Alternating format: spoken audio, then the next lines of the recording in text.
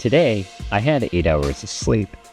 That's an hour more than the doctors recommend for someone my age, meaning I shouldn't have felt tired, but I did. I had fallen victim to waking up on the wrong side of the bed, which presented me with an interesting question. Why do we sometimes feel tired even after a full night's rest?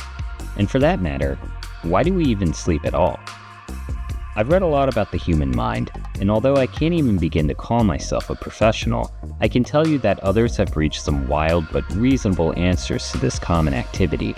And by exploring their insights, it really helped me not only understand why we sleep, but also why we create art. Hi, welcome back to another episode of Story Prism. We're indie filmmakers who recently went off the beaten path after working in the industry for well over a decade. Now we're interested in building tools to help others like us create their stories while exploring deep questions about the craft of writing, filmmaking, and everything related to storytelling. If you're intrigued, be sure to hit the like and subscribe button to enjoy more content like this. In this episode, we're going to explore the question of stories. Why do we tell them?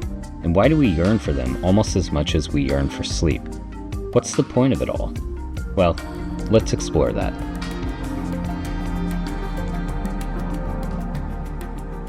Some people think our sleeping behaviors are adaptive traits designed to conserve energy and maximize survival.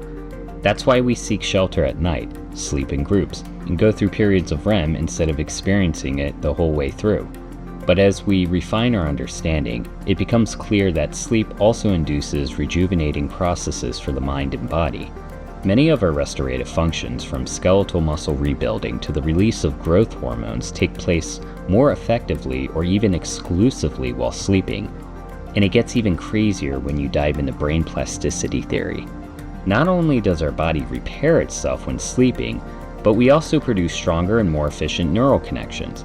Our brain cells are constantly moving when we sleep, as if we're processing our day-to-day experiences, which may be directly linked to our dreams and why we have them.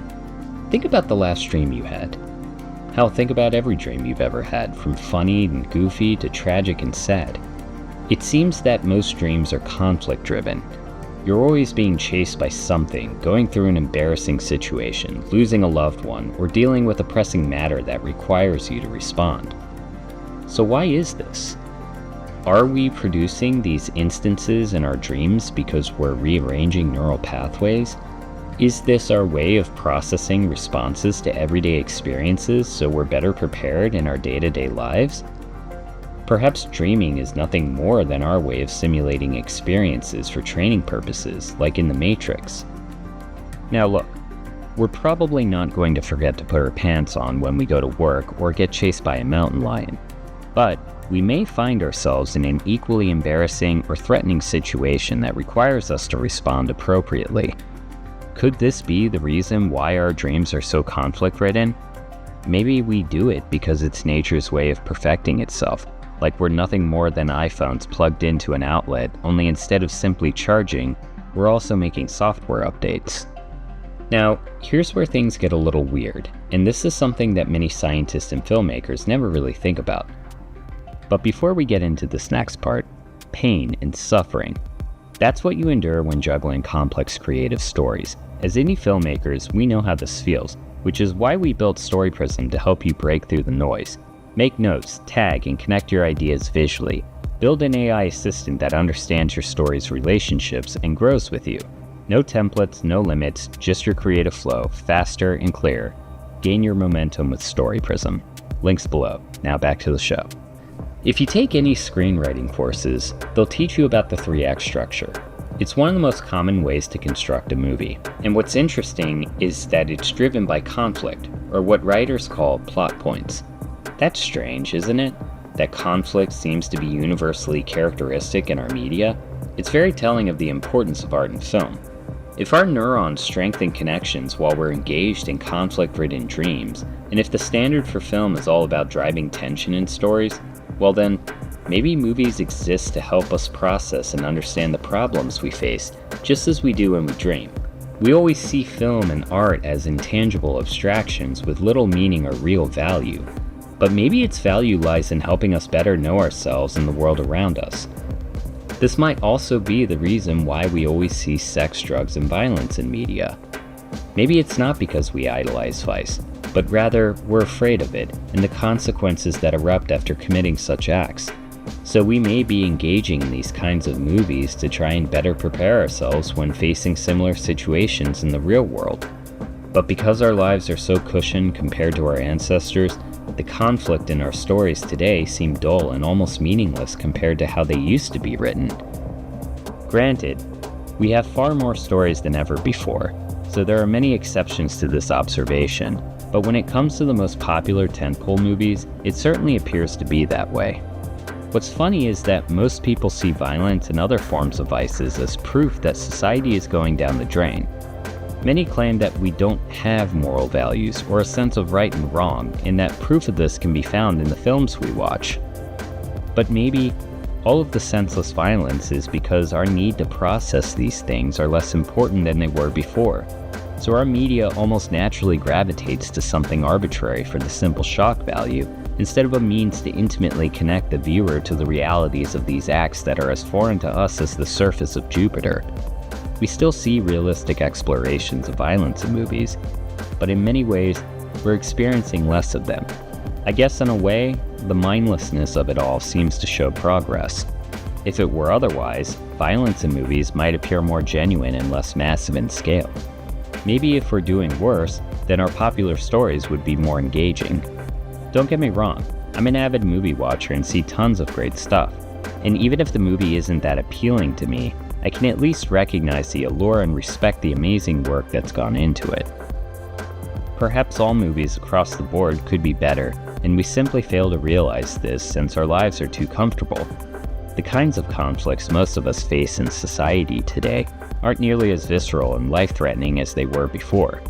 There isn't some overarching goal or high-stakes game we're trying to achieve. There's less of a need to build newer and better things. Now it's mostly about working to buy stuff so that you can live a decent life.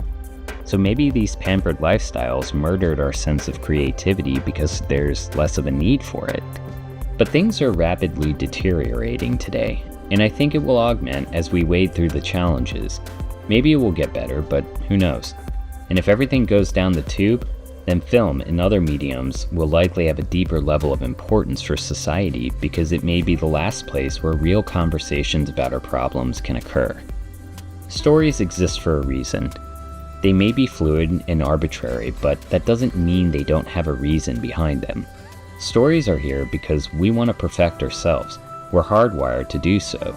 Sure, not everyone wants to pick up a laptop and type up a 120-page screenplay, but we all dream. And if we always dreamt of a stranger in an unfamiliar place experiencing non-conflicts that have no relevance to our lives, we wouldn't feel connected to it. And therefore, we wouldn't be able to make the right neural connections to maximize our response to situations that happen in our everyday lives. That's why we need to be more responsible with our films, given that they do what our dreams do. They help us understand and aid us in navigating our problems.